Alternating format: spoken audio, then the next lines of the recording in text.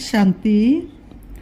22 दिसंबर 2024 प्रातः मुरली ओम शांति अव्यक्त बाप दादा रिवाइज 17/3/2003 मधुबन। आज बाबा के अव्यक्त महावाक्य है।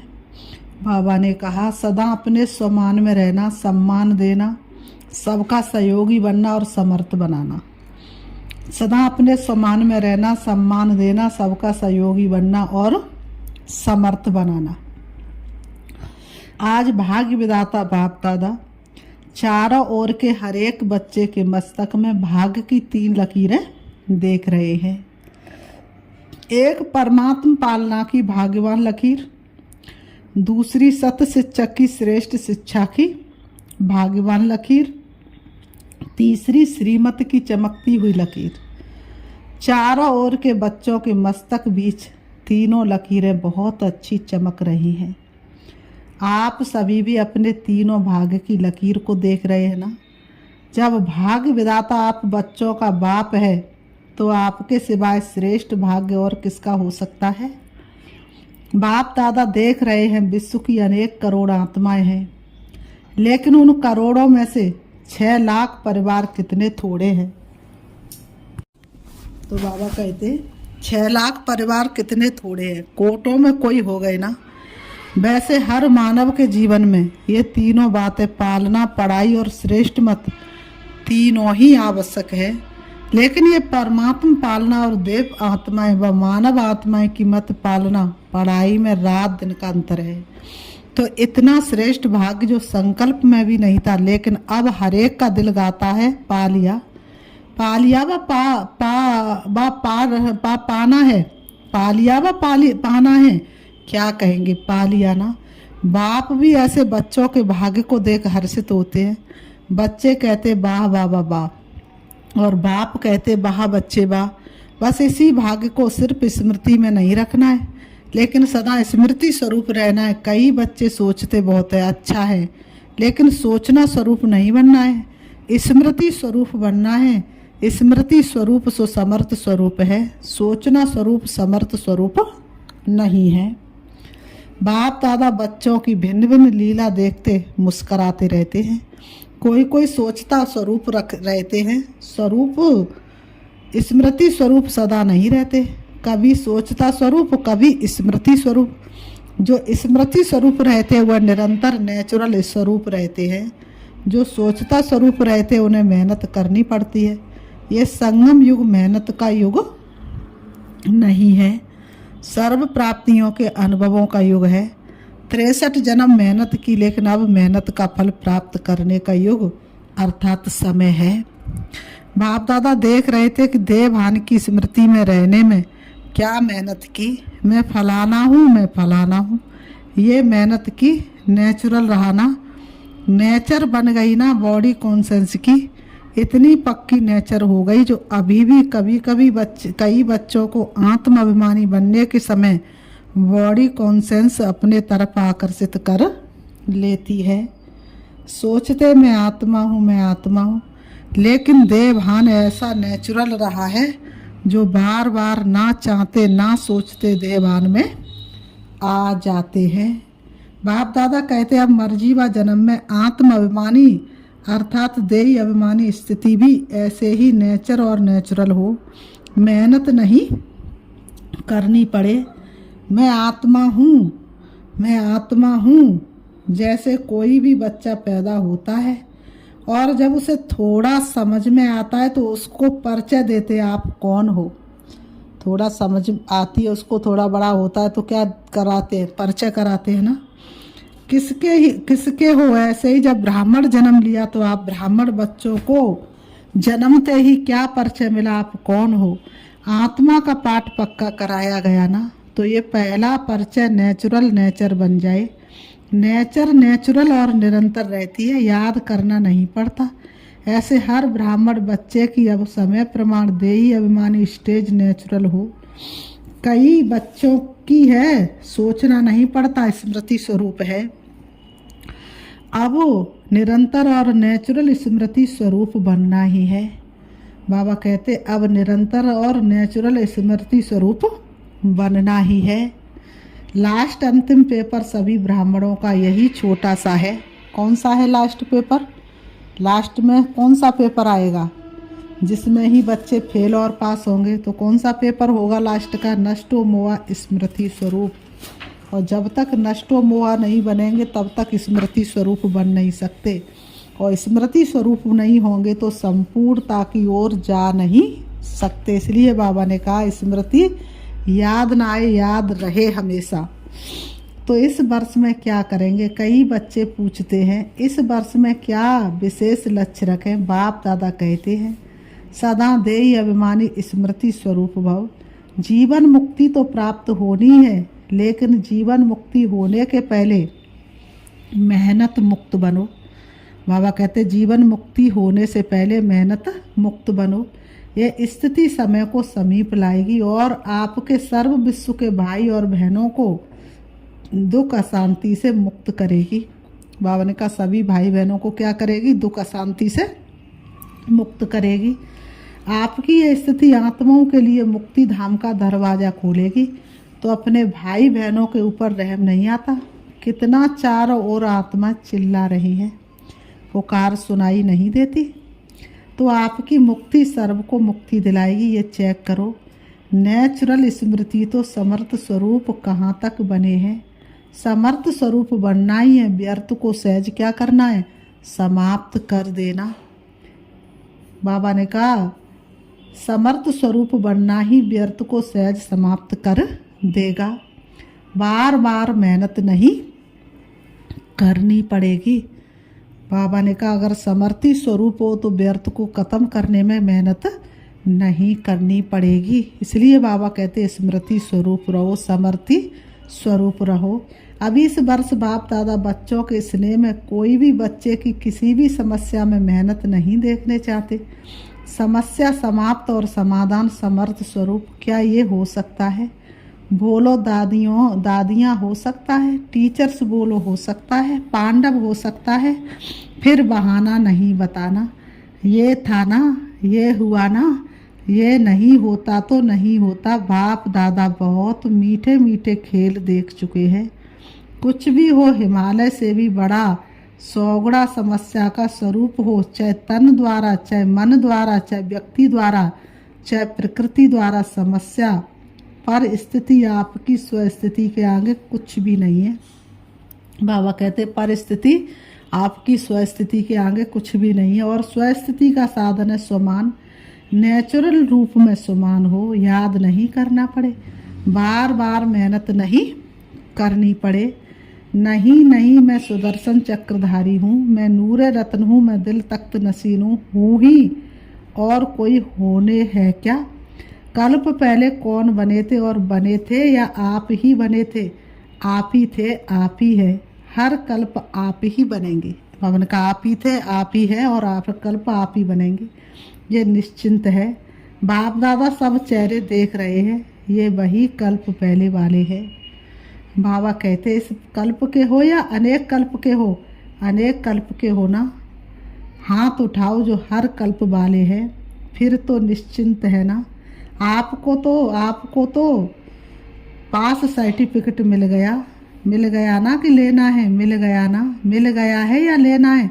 कल्प पहले मिल गया, अभी क्यों नहीं मिलेगा? तो यही स्मृति स्वरूप बनो कि सर्टिफिकेट मिला हुआ है, चाहे पास विद ऑनर का, चाहे पास का। ये फर्क तो होगा ना।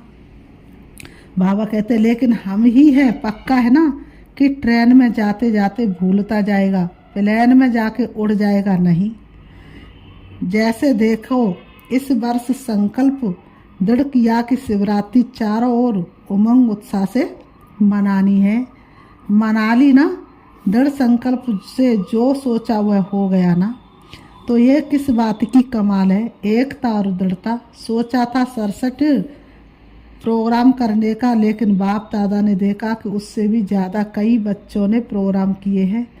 ये है समर्थ स्वरूप की निशानी। उमंग उत्साह का प्रत्यक्ष प्रमाण सुतई चारों ओर कर लिया ना। ऐसे ही सब मिलकर एक दो को हिम्मत बढ़ा के ये संकल्प करो, अब समय को समीप लाना ही है। आत्माओं को मुक्ति दिलानी है, लेकिन तब होगा जब आप सोचना स्मृति स्वरूप में लाएंगे। बाप दादा ने सुना है कि फॉरेन वालों की भी विशेष स्नेह मिलन व मीटिंग है और भारत वालों की भी मीटिंग है। फॉरेन वालों की भी मीटिंग तो भारत वालों की भी मीटिंग है। तो मीटिंग में सिर्फ सेवा के प्लान नहीं बनाना लेकिन बैलेंस बनाना। बाबा ने कहा सेवा के प्लान बनाना लेकिन बैलेंस बनाना। ऐसा एक दो के सहयोगी बनो जो सभी मास्टर सर्वशक्तिमान बन आगे उड़ते चले। बाबा ने कहा ऐसे बनो जो मास्टर सर्वशक्तिमान बन क्या करे, आगे उड़ते चले। दाता बनकर क्या करो, सहयोग दो। दाता बनकर देते चलो। बातें नहीं देखो, बातें तो बहुत आती हैं, बातों को देखेंगे तो आगे बढ़ नहीं सकेंगे। बाबा कहते सहयोगी बनो, बातों को मत देखो, सम्मान में रहो और सम्मान देकर सहयोगी बनो। क्योंकि किसी भी आत्मा को अगर आप दिल से सम्मान देते हो ये बहुत बहुत बड़ा पुण्य है। किसी भी आत्मा को दिल से सम्मान देते तो बाबा कहते ये बहुत बहुत बड़ा पुण्य है। क्योंकि कमज़ोर आत्मा को उमंग उत्साह में लाया। बाबा ने कहा तो कितना बड़ा पुण्य है। गिरे हुए को गिराना नहीं है, गले लगाना है। अर्थात बाहर से गले नहीं लगाना, गले लगाना अर्थात बाबा ने कहा बाहर से गले नहीं लगाना, अंदर से सबके प्रति शुभ भावना हो। तो बाबा ने कहा अर्थात बाप समान बनना, सहयोग देना। बाबा कहते तो पूछा है ना कि इस वर्ष क्या क्या करना है, बस सम्मान देना और स्वमान में रहना। बाबा कहते समर्थ बन, समर्थ बनाना, व्यर्थ की बातों में नहीं जाना। जो कमज़ोर आत्मा है ही कमज़ोर, उसकी कमज़ोरी को देखते रहेंगे तो सहयोगी कैसे बनेंगे। किसी आत्मा की कमज़ोरी को देखते वर्णन करते रहेंगे तो सहयोगी कैसे बनेंगे। सहयोग दो तो दुआएं मिलेंगी। सबसे सहज पुरुषार्थ है और कुछ भी नहीं कर सकते हो तो सबसे सहज पुरुषार्थ है दुआएं दो, दुआएं लो। सम्मान दो और महिमा योग बनो। सम्मान देने वाला ही सर्व द्वारा मान्य बनते हैं और जितना अभी मान्य बनेंगे उतना ही राज्य अधिकार और पूज्य आत्मा बनेंगे। देते जाओ, लेने का नहीं। लो और दो ये तो बिजनेस वालों का काम है। आप तो दाता के बच्चे हो, बाकी बाप दादा चारों ओर के बच्चों की सेवा को देख खुश है। सभी ने अच्छी सेवा की है लेकिन अभी आगे बढ़ना है ना। वाणी द्वारा सभी ने अच्छी सेवा की, साधनों द्वारा भी अच्छी सेवा की, रिजल्ट निकाली। अनेक आत्माओं का उड़ाना भी समाप्त किया। साथ साथ समय के तीव्र गति की रफ्तार देख बाप दादा यही चाहते हैं कि सिर्फ थोड़ी आत्माओं की सेवा नहीं करनी है लेकिन विश्व की सर्व आत्माओं के मुक्तिदाता निमित्त आप हो। क्योंकि बाप के साथी हो तो समय की रफ्तार प्रमाण अभी एक ही समय इकट्ठा 3 सेवाएं करनी है। कौन सी 3 सेवाएं करनी है? एक वाणी, दूसरा स्व शक्तिशाली स्थिति और तीसरा श्रेष्ठ रूहानी वाइब्रेशन। जहाँ भी सेवा करो वहाँ ऐसा रूहानी वाइब्रेशन फैलाओ जो वाइब्रेशन के प्रभाव में सहज आकर्षित होते रहें। देखो अभी लास्ट जन्म में भी आप सबके जड़ चित्र कैसे सेवा कर रहे हैं। क्या वाणी से बोलते हैं? वाइब्रेशन ऐसा होता जो भक्तों की भावना का फल सहज मिल जाता है। ऐसे वाइब्रेशन शक्तिशाली हो। वाइब्रेशन में सर्व शक्तियों की किरणें फैलती हो। बाबा कहते वाइब्रेशन में सर्व शक्तियों की किरणें फैलती हो। वायुमंडल बदल जाए, तुम्हारी वाइब्रेशन से वायुमंडल बदल जाए। वाइब्रेशन ऐसी चीज़ है जो दिल में छाप लग जाती है। आप सबको अनुभव है, किसी आत्मा के प्रति अगर कोई अच्छा या बुरा वाइब्रेशन आपके दिल में बैठ जाता है तो कितना समय चलता है? बहुत समय चलता है ना। निकालने चाहो तो भी नहीं निकलता है। किसका बुरा, बाबा ने कहा किसका बुरा वाइब्रेशन बैठ जाता तो सहज निकलता है। तो आपका सर्व शक्तियों की किरणों का वाइब्रेशन छाप का काम करेगा। वाणी भूल सकती है लेकिन वाइब्रेशन की छाप सहज नहीं निकलती है। अनुभव है ना। बाबा कह रहे अनुभव है ना अनुभव। ये गुजरात ने बॉम्बे ने जो उमंग दिखाया है, ये गुजरात ने बॉम्बे ने जो उमंग उत्साह दिखाया है, उसको भी बाप दादा पदम पदम गुड़ा क्या करते हैं, मुबारक देते हैं। क्यों, विशेषता क्या रही, क्यों मुबारक देते? फंक्शन तो बड़े बड़े करते रहते हो, लेकिन खास मुबारक क्यों दे रहे हैं? क्योंकि दोनों तरफ की विशेषता रही, एकता और दृढ़ता की। जहाँ एकता और दृढ़ता है वहाँ 1 वर्ष के बजाय 1 मास वर्ष के समान है। सुना गुजरात और बॉम्बे ने। अच्छा, अभी सेकंड में ज्ञान सूर्य स्थिति में स्थित हो, चारों ओर के भयभीत हलचल वाली आत्माओं को सर्व शक्तियों की किरणें फैलाओ। बहुत भयभीत है, शक्ति दो, वाइब्रेशन फैलाओ। अच्छा, बाप दादा ने क्या किया, सबको ड्रिल कराई। बाप दादा ने ड्रिल कराई। चारों ओर के बच्चों के भिन्न भिन्न यादगार और समाचार के पत्र और ईमेल बाप के पास पहुंच गए हैं। हर एक कहता मेरी भी याद देना, मेरी भी याद देना। बाप दादा कहते हर एक प्यारे बच्चों की बाप दादा के पास याद पहुंच गई है। दूर बैठे भी बाप दादा के दिल तख्त नसीन है। तो आप सबको जिन्होंने भी कहा है ना याद देना, तो बाबा के पास पहुंच गई। यही बच्चों का प्यार और बाप का प्यार बच्चों को उड़ा रहा है। अच्छा, चारों ओर के अति श्रेष्ठ भाग्यवान कोटों में कोई विशेष आत्माओं को सदा सुमान में रहने वाले, सम्मान देने वाले सर्विसेबल बच्चों को, सदा स्मृति स्वरूप सो समर्थ स्वरूप आत्माओं को, सदा अचल अडोल स्थिति के आसन पर स्थित सर्व शक्ति स्वरूप बच्चों को बाप दादा का याद प्यार और नमस्ते। रूहानी हम बच्चों की रूहानी बाप दादा को याद प्यार और नमस्ते नमस्ते नमस्ते। दादी जी से बाप दादा आपके ऊपर विशेष खुश है। क्यों खुश है? विशेष इस बात पर खुश है कि जैसे ब्रह्मा बाप सभी को आर्डर करता था, ये करना है अभी करना है, ऐसे आपने भी ब्रह्मा बाप को फॉलो किया। आप भी मेरे साथ है, वह तो है ही, निमित्त तो आप बनी हो ना। और ऐसा दृढ़ संकल्प किया जो चारों ओर सफलता। इसलिए आप में रूहानी ताकत बहुत गुप्त भरी हुई है। तबीयत ठीक है, रूहानी शक्ति इतनी भरी हुई है जो तबीयत कुछ भी नहीं है। कमाल है ना। दादियों का मिलना देखकर सबकी दिल होती है। हम भी दादी होते तो मिलते ना। बाबा कहते आप भी दादी बनेंगे। अभी बाप दादा ने प्लान बनाया है दिल में, अभी दिया नहीं है।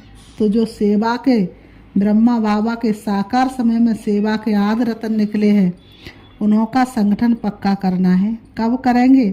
जब आप करो। ये ड्यूटी आपकी दादी जानकी जी की है। आपके दिल का संकल्प भी है ना, क्योंकि जैसे आप दादियों का एकता और दृढ़ता का संगठन पक्का है, ऐसे आदि सेवा के रत्नों का संगठन पक्का हो, इसकी बहुत बहुत आवश्यकता है। क्योंकि सेवा तो बढ़नी है, तो संगठन की शक्ति जो चाहे वह कर सकती है। संगठन की शक्ति का यादगार है 5 पांडव। 5 है लेकिन संगठन की निशानी है। अच्छा, अभी जो साकार ब्रह्मा के होते हुए सेवा के लिए सेंटर पर रहे हैं, सेवा में लगे हुए, उठो। भाई भी है, पांडवों के बिना थोड़े ही गति है। यहाँ तो थोड़े हैं लेकिन और भी है। संगठन को जमा करने की जिम्मेवारी इनकी दादी जानकी जी की है। ये दादी तो बैकबोन है, बहुत अच्छे अच्छे रतन हैं। अच्छा, सब ठीक है, कुछ भी करते रहते हो, लेकिन आपके संगठन की महानता किला मजबूत है। अच्छा, आज की मुरली से बाबा ने वरदान दिया है, स्वमान की सीट पर सेट हो, हर परिस्थिति को पार करने वाले सदा विजयी भव। स्वमान की सीट पर सेट हो, हर परिस्थिति को पार करने वाले विजयी भव, सदा विजयी भव। स्पष्टीकरण है, सदा अपने इस स्वमान की सीट पर स्थित रहो कि मैं विजयी हूँ, मैं विजयी हूँ। बाबा ने कहा विजयी रत्न हूँ, मास्टर सर्वशक्तिवान हूँ। तो जैसी सीट होती है वैसे लक्षण आते हैं। बाबा ने कहा कोई भी परिस्थिति सामने आए तो सेकंड में अपने इस सीट पर सेट हो जाओ। सीट वाले का ही आर्डर माना जाता है। सीट पर रहो तो विजयी बन जाएंगे। संगम युग है ही सदा विजयी बनने का युग। ये युग को वरदान है, तो वरदानी बन विजयी बनो। आज की मुरली से स्लोगन दिया बाबा ने, सर्व आसक्तियों पर विजय प्राप्त करने वाले शिव शक्ति पांडव सेना है। सर्व आसक्तियों पर विजय प्राप्त करने वाले शिव शक्ति पांडव सेना। अच्छा, ओम शांति।